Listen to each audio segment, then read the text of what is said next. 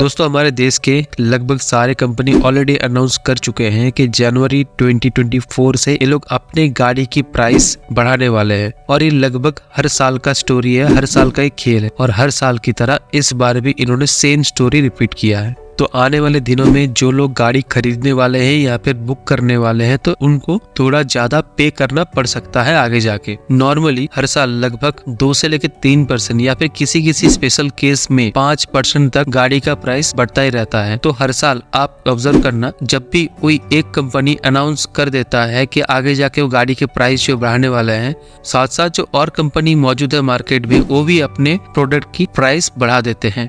और ये बार बार गाड़ी की प्राइस बढ़ाने के चक्कर में जो लोग मेन पिसते हैं वो है एक आम आदमी जो सोचता है कि अपने फैमिली के लिए छोटा मोटा कार लोन के थ्रू लेके अपना शौक पूरा की जाए। फंस जाते हैं वो लोग प्राइस के चक्कर में। देखा जाए तो एक तरीके से एक आम आदमी की नजरिया से बहुत दिक्कत वाली बात है। But after all it's business of automaker and all the controls eight there and. Automaker जब भी चाहेगा अपने प्रोडक्ट की प्राइस बढ़ाएगा या फिर कम करेगा। दोस्तों यही आम आदमी को दिक्कत देने वाला मुद्दे को पकड़ते हुए आज हम इस वीडियो पे चेक करेंगे कि क्या क्या वो मेन रीजन है जो इम्पैक्ट डालता है कंपनी के ऊपर, जिसकी वजह से ऑटोमोबाइल कंपनियां हर साल अपने गाड़ी की प्राइस बढ़ाते रहते हैं। क्या क्या वो पॉसिबल रीजन है वो हम इस वीडियो पे बहुत सिंपल लैंग्वेज में जानेंगे। आपसे निवेदन यही रहेगा, वीडियो को अंत तक जरूर देखें। So without further delay coming to the main content.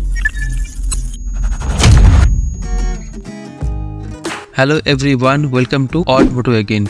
तो दोस्तों रीजन में से जो सबसे पहला रीजन है वो है इन्फ्लेशन रेट। नॉर्मली दिन में जो कीमत बढ़ता जाता है हर चीजों का, वही होता है एक इन्फ्लेशन रेट। अगर टेक्निकली देखा जाए तो सपोज किसी कमोडिटी का या फिर किसी सामान का प्राइस आज की डेट में 1000 रुपए है और अगर 5% के हिसाब से अगर उसका कॉस्ट बढ़ जाए, अगले 5 साल तक उसका प्राइस हो जाएगा लगभग 1276 रुपए, मतलब कि 276 रुपए का एक कॉस्ट ज्यादा देना पड़ेगा। इस कैलकुलेशन से आप समझ सकते हो कि नॉर्मली इन्फ्लेशन रेट क्या होता है और कैसे एक चीज आज जो सस्ता है वो 5 साल बाद जाके वो महंगा हो जाएगा। तो गाड़ी की प्राइस भी सेम इसी वजह से, क्योंकि हर किसी का प्राइस बढ़ता रहता है, सेम गाड़ी की भी प्राइस बढ़ता है इसी रेट की वजह से, इन्फ्लेशन रेट की वजह से। एक आसान सा लॉजिक है कि अगर इन्फ्लेशन रेट ज्यादा होगा तो ऑब्वियसली हर चीज के साथ साथ गाड़ी की प्राइस भी बढ़ेगा। अब कौन सी कंपनी कितना कॉस्ट कटिंग करके कितने सस्ते में अपने प्रोडक्ट को प्लेस करेगा मार्केट में, ये उनके ऊपर डिपेंड है। इंडिया के आज के डेट में इन्फ्लेशन रेट लगभग 5% का ही है और नॉर्मली गाड़ी का जो प्राइस बढ़ने का जो अनाउंस किया है अभी तक सारे ऑटोमेकर ने लगभग 2 से लेकर 3% तक का ही किया है। तो दोनों को रिलेटेड है, नॉर्मल इन्फ्लेशन रेट और जो गाड़ी की प्राइस बढ़ाने की बात हुई है। बढ़ते हैं अपने दूसरे मेजर रीजन की तरफ जो कि है raw material and supply chain cost. दोस्तों ये रीजन भी लगभग कनेक्टेड है इन्फ्लेशन रेट के साथ। जैसे जैसे इन्फ्लेशन रेट बढ़ता है धीरे धीरे जो रॉ मटेरियल्स लगते हैं गाड़ी बनाने के लिए, जैसे कि सीट मेटल हो गया, टायर्स हो गए, इलेक्ट्रॉनिक्स कंपोनेंट्स हो गए या फिर पेंट की बात कर ले, ये सब का भी रेट बढ़ता रहता है नॉर्मल इन्फ्लेशन रेट के साथ। तो जब गाड़ी बनाने के लिए जो रॉ मटेरियल्स यूज हो रहे हैं, जो पार्ट असेंबल हो रहे हैं गाड़ी में, उनका इनिशियल कॉस्ट ही जब बढ़ जाएगा तो जो फाइनल प्रोडक्ट है कार, उसका कॉस्ट तो बढ़ने ही वाला है। रही बात सप्लाई चेन की, सप्लाई चेन में भी एक अच्छी खासी जंप देखने के लिए मिल रहा है अभी, क्योंकि बढ़ती हुई इन्फ्लेशन रेट के साथ साथ fuel cost, transport cost, man power cost, सब कुछ मिला के सप्लाई चेन का भी कॉस्ट धीरे धीरे बढ़ रहा है। तो ये सारे चीज आगे जाके इम्पैक्ट डालता है एक कार के फाइनल प्राइस के ऊपर। कंपनियां काम करते हैं अपनी प्रोडक्ट के कॉस्ट कटिंग के ऊपर, रॉ मटेरियल कॉस्ट कटिंग के ऊपर, पर वो इतना इफेक्टिव नहीं होता कि आगे जाके फाइनल प्रोडक्ट में एक अच्छी खासी मार्जिन दिखे। वो बस एक मिनिमम होता है जो कि केवल डॉक्यूमेंट में नजर आता है। फाइनल प्रोडक्ट की बात की जाए तो इतना कुछ उसमें फर्क नहीं दिख पाता। दोस्तों नेक्स्ट जो मेजर कॉज है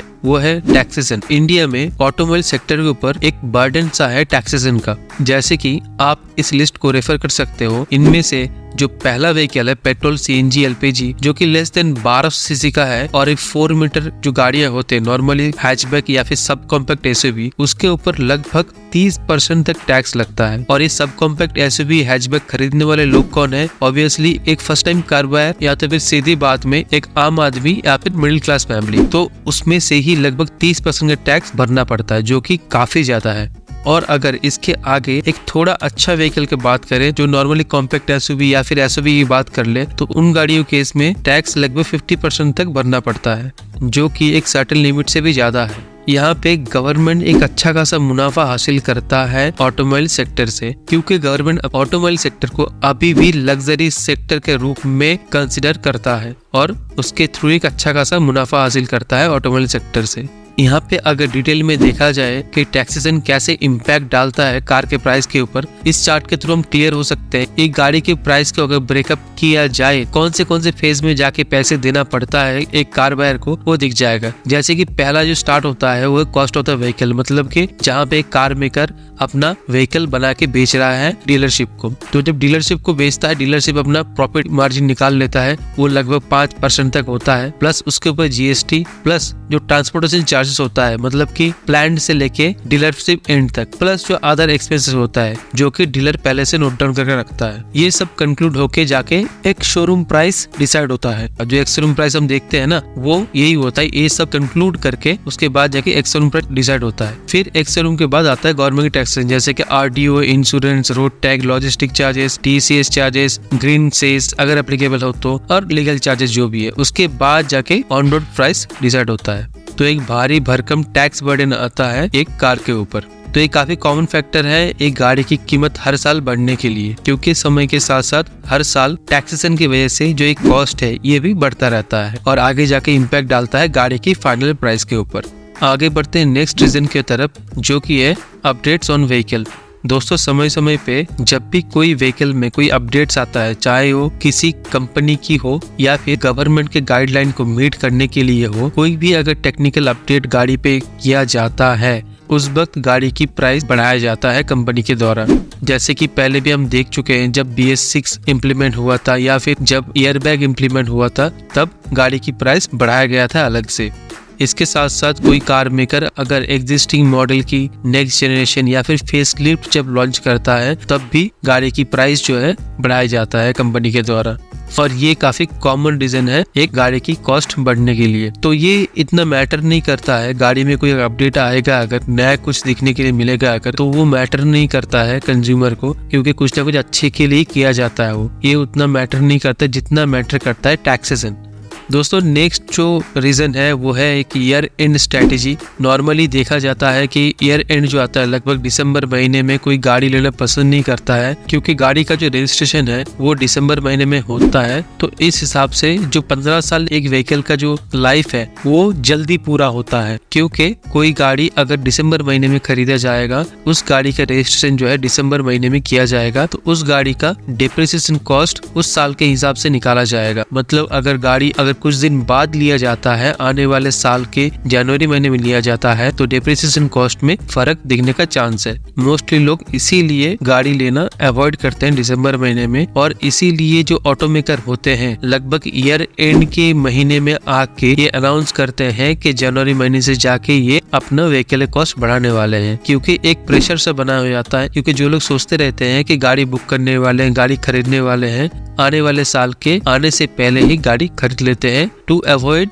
एक्स्ट्रा पे। पर अगर कोई एक व्यक्ति लगभग 5 साल के लिए कोई गाड़ी खरीद रहा है, तो उसके ऊपर ये ज्यादा कुछ इम्पैक्ट नहीं डालता है। पर हाँ, कंपनी या फिर डीलरशिप जो है कस्टमर को लुभाने के लिए दिसंबर महीने में अच्छी खासी डिस्काउंट वगैरह प्रोवाइड करते हैं, चाहे एक्सेसरीज में हो, चाहे मेंटेनेंस पैकेज में हो, इन सब मामलों में अभी अच्छी खासी स्कीम मिल जाता है। नेक्स्ट जो लास्ट जो रीजन है वो है डिमांड एंड सप्लाई। दोस्तों, हर एक इंडस्ट्री एक डिमांड के ऊपर बेस करके चलता है। सिमिलरली कार इंडस्ट्री भी डिमांड के ऊपर ही बेस करके चल रहा है। तो जब तक डिमांड रहेगा व्हीकल का, उस हिसाब से डिमांड के हिसाब से व्हीकल में अपडेट्स भी आएंगे और कॉस्ट भी अपग्रेड होता जाएगा। नॉर्मली आप देख लेना कि जब भी कोई वेजिटेबल्स या फिर किसी फ्रूट का कॉस्ट ज्यादा हो जाता है, लोग कंज्यूम करना कम कर देते हैं, तो बाय डिफॉल्ट उस पर्टिकुलर वेजिटेबल या फिर फ्रूट की कॉस्ट अपना आप नीचे आ जाता है। इसी को थोड़ा आप ब्रॉडली समझिए, क्योंकि मार्केट में आज की डेट में डिमांड है व्हीकल का, इसीलिए डिमांड जब तक रहेगा तब तक एक चीज का कॉस्ट ज्यादा ही रहेगा। अगर डिमांड नहीं रहेगा मार्केट में तो कॉस्ट डिट्रॉइट करेगा। इस साल फेस्टिव सीजन में रिकॉर्ड सेल्स किया है ऑटोमेकर्स ने, लगभग